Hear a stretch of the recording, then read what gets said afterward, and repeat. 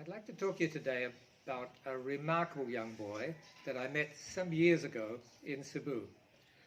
And then I'm going to show you a video that was actually made of him called the DanceSport Kid. Wilbert is his name.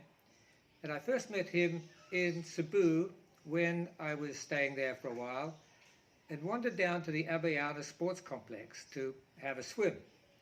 After my swim, I was walking through the complex and happened to notice that there was a dance studio there. There was only one couple in there practicing. So I went in and sat and watched them for a while, and we got chatting, and I asked them if they'd like me to help them with a few things. And they were very nice and obliging and invited me to come back the following day, which I did, and met the head coach there, Ridden. Ridden has been running Cebu dance sport for, well, at that time he'd been running it for about 10 years, I think it was. And in that time they had trained over 20,000 children. Now, I'm not talking about children who necessarily had a yearning to learn dancing. What they did was that they went out into the various barangays, suburbs we would call them, and gave them free dance lessons, 4 hours each afternoon, for 2 weeks during the summer breaks or during the school breaks. At the end of that time, they would bring them back into the studio and have a big competition. Anybody who did well in the competition was then invited to join the studio and learn to dance for free. Wilbert was one of these boys originally, living in a suburb called Tejero in downtown Cebu, which is one of probably the roughest suburbs in Cebu. When he first invited me down there, he took me down to his house and said to me at the time, "Don't ever come down here by yourself." He said, "You're welcome to come down here anytime, but make sure that one of us is with you. Otherwise, it's just simply too dangerous." And he said, "Never come into this part of town at night time by yourself." Wilbert's father died when he was 10 years old of a disease called leptospirosis. Leptospirosis is a disease, a waterborne disease that's contracted from contaminated water spread through rats and rodents. Downtown Cebu is very prone to flooding. During big monsoons, the whole area just goes underwater. During one very, very big monsoon, Wilbert's house where they were living went almost waist deep in water.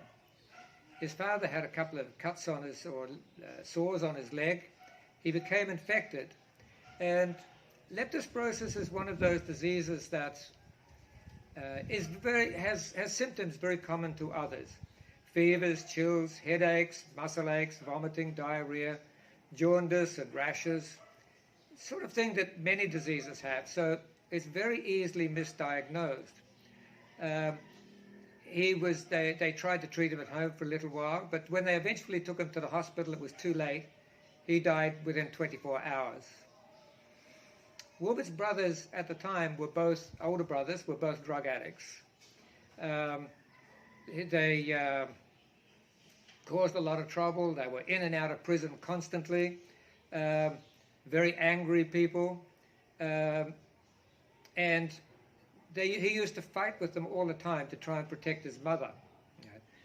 It got too much for Wilbert, and he left home, lived on the streets for 2 years, survived by gathering plastic bottles out of the polluted rivers and selling them for a few pesos at a time, and for 2 years lived on almost nothing except rice and salt, taking what he could back to his mother to help feed his mother.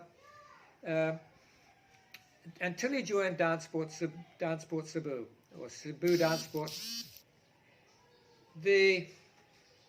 When he joined this, and he will explain himself some of this in the movie you'll see in a moment, his brothers became so angry that at times he had to escape to actually and hide hide in the office of DanceSport, in the studio there, until it closed, just so that he'd have somewhere to sleep at night. He used to hide behind some of the packing boxes. When they caught him doing that and told him he couldn't do it anymore, he found a way of unlatching the windows and climbing through the windows at night so that he could find somewhere to sleep. He learned how to dance and became successful. So I will now let Wilbert tell his own story, and at the end I will come back and tell you how COVID has affected him and his partner, and where they are and what they're doing now.